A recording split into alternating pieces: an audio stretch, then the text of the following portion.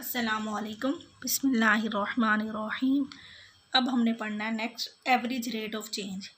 Average rate of change पढ़ने से पहले हम लोग डिस्कस करते हैं कि रेट ऑफ चेंज क्या होता है। रेट ऑफ चेंज एक ऐसा रेट होता है जिससे हमें पता चलता है कि एक क्वांटिटी के चेंज होने से दूसरी क्वांटिटी कितने रेट से चेंज हो रही है। यानी अगर हमारे पास सपोज एक फंक्शन एफ है फ्रॉम एक्स टू वाई। अब x इंडिपेंडेंट होता है, y डिपेंडेंट वेरिएबल है, तो हम देखेंगे कि x के चेंज होने से y कितना चेंज हो रहा है। तो अब इस फंक्शन का जो रेट ऑफ चेंज होगा वो हमारे पास होगा change in y divided by change in x।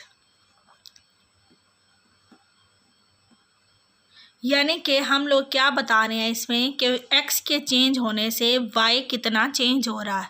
इसको हम क्या कहेंगे, जब हम इस क्वेश्चन को ड्राइव करेंगे या इसका आंसर निकालेंगे तो ये हमारे पास रेट ऑफ चेंज होगा।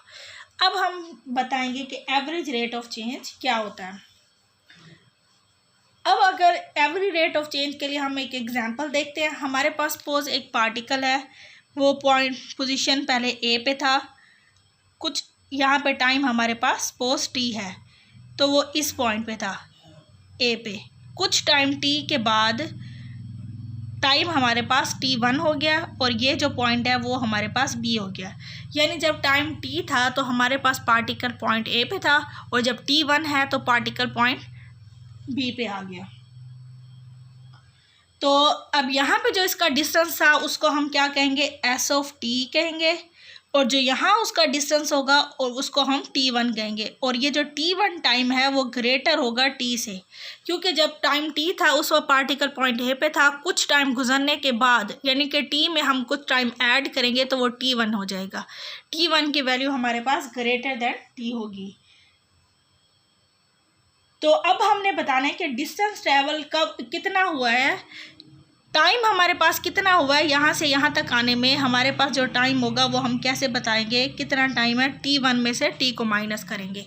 अब ये जो हमारे पास टाइम है t1 माइनस t, उस टाइम में हम बताएं कि डिस्टेंस कितना ट्रैवल हुआ है। तो हम जैसे हमने टाइम को माइनस किया है कि इस टाइम हमारे पास कितना था, फाइनल माइनस इनिशियल, तो इसी तरह हम डिस्टेंस बताने के लिए भी हम जो फाइनल पॉइंट पे डिस्टेंस है और इनिशियल पॉइंट पे डिस्टेंस है इन दोनों को माइनस कर लेंगे।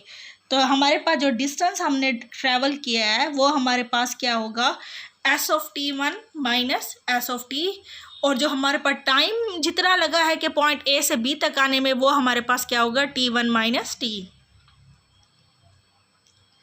अब अगर मैं ये क्वेश्चन बना लूँ, ये हमारे पास क्या है, स्पीड सपोज एक फंक्शन है, टाइम पे डिपेंड कर रहा है। ये हमारे पास दरअसल एक हमारे पास पोजीशन है जो टाइम पे डिपेंड कर रही है, क्योंकि हम टाइम चेंज करेंगे तो पार्टिकल अगर मूव कर रहा है तभी उसकी पोजीशन चेंज होगी। तो ये जो पोजीशन है वो टाइम पे डिपेंड कर रही है।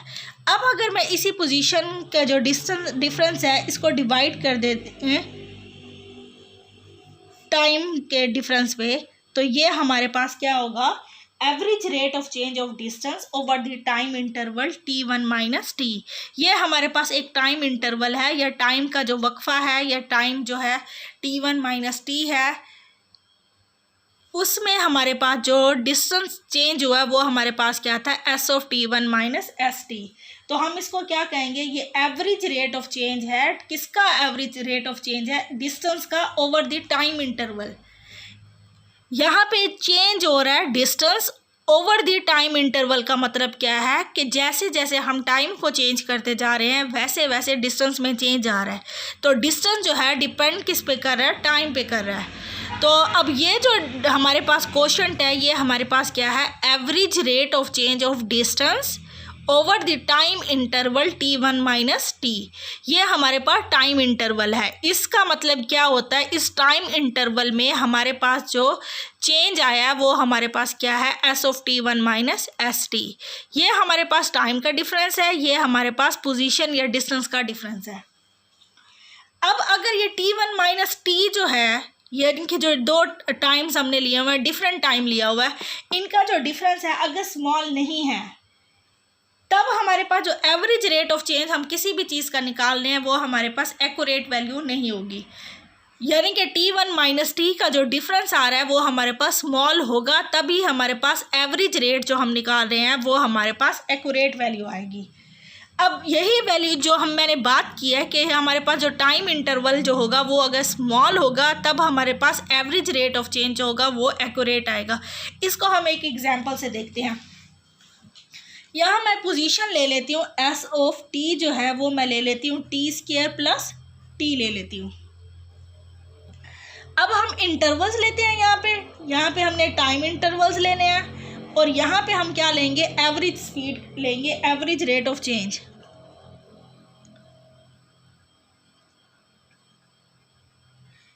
एवरेज रेट ऑफ चेंज यहाँ पे लेंगे।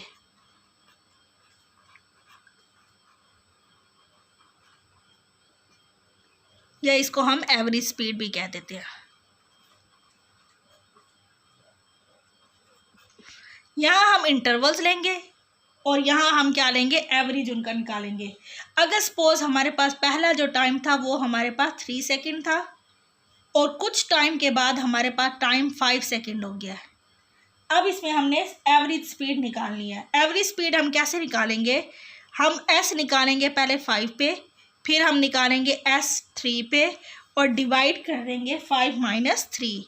यानी कि हमने क्या करना है, अब यहाँ पे हमारे पास फंक्शन जो है वो एस ऑफ टी है।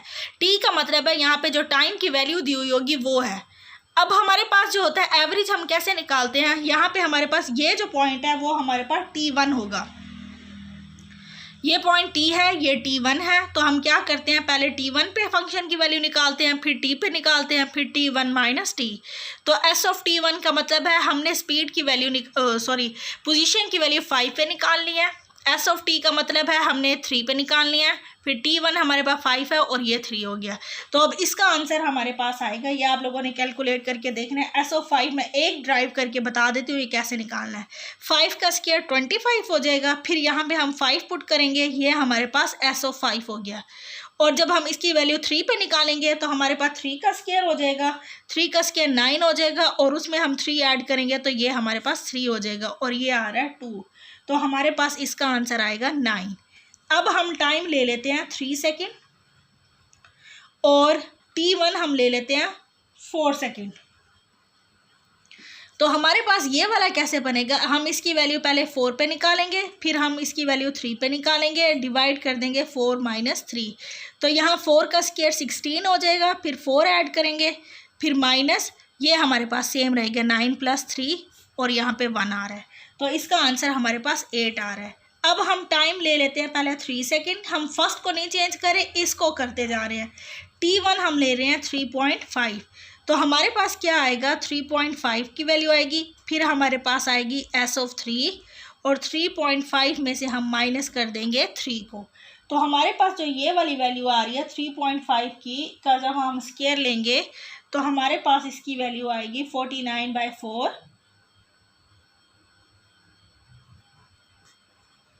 प्लस 7/2।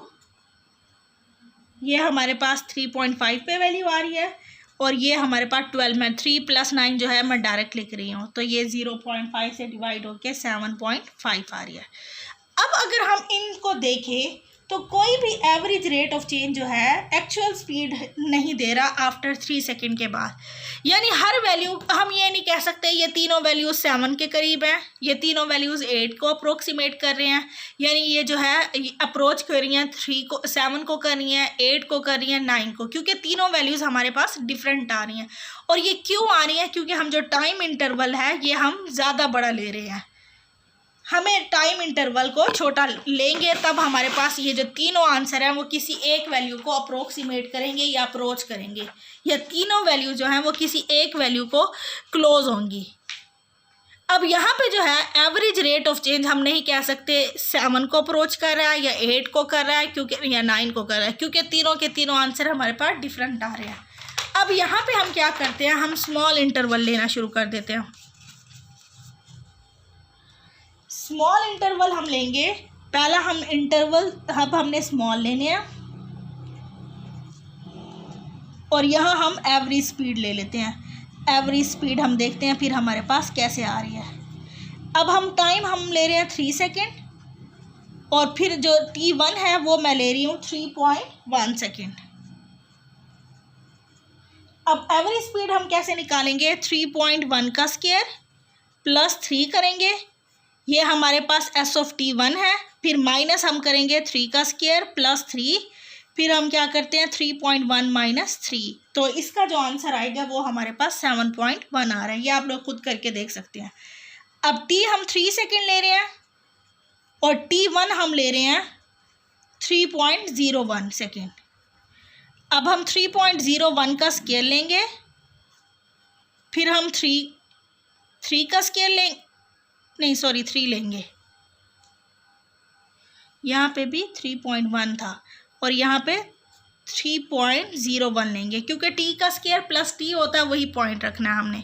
ये हमारे पास s ऑफ t1 हो गया और यहाँ हम क्या लेंगे 3 का स्केयर प्लस 3 लेंगे, डिवाइड कर देंगे 3.01 माइनस 3, तो ये जो आंसर आ रहा है वो हमारे पास 7.01 आ रहा है। अब हम थर्ड लेते हैं, 3 सेकेंड लेंगे, t1 हम ले लेते हैं 3.001, तो अब हम यहाँ पे एवरेज स्पीड निकालेंगे 3.01 का स्क्वायर प्लस 3.001, ये हमारे पास s ऑफ t1 हो गया, सॉरी स्क्वायर नहीं है, अब 3 का स्क्वायर प्लस 3 ये s ऑफ t हो गया, डिवाइड कर देंगे 3.001 माइनस 3, तो ये हमारे पास 7.001 है।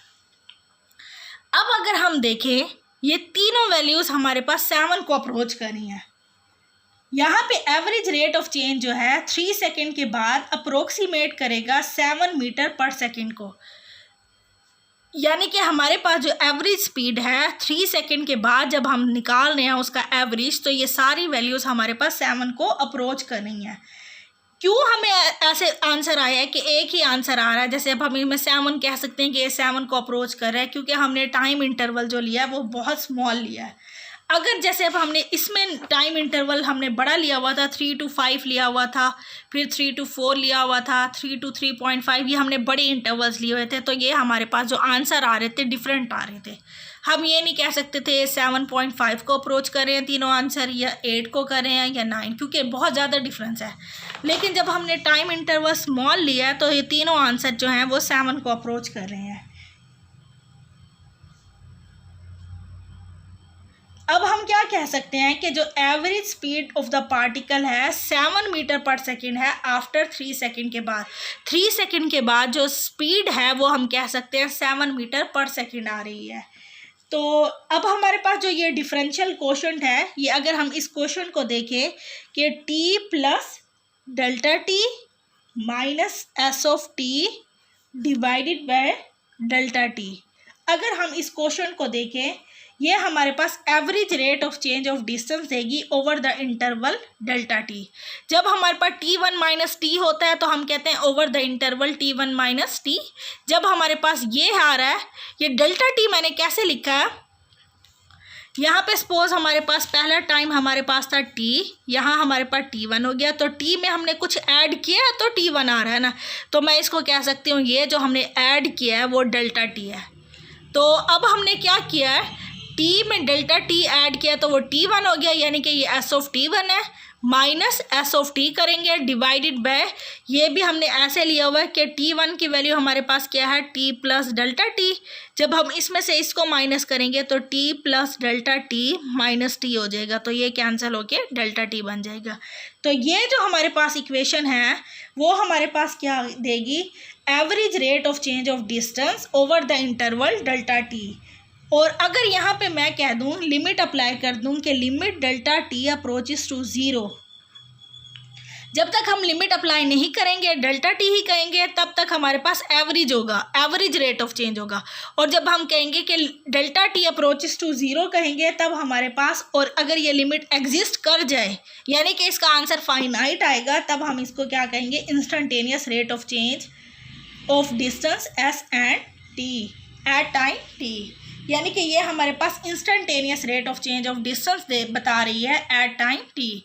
आप लोगों को दो इक्वेशंस बताई हुई थी, एक हमारे पास इक्वेशन थी S of t1 minus S of t divided bye t1 minus t, और दूसरी हमने ये वाली फॉर्म पढ़ी है। जब तक हम लिमिट अप्लाई नहीं कर रहे तब तक हमारे पास ये एवरेज रेट ऑफ चेंज है।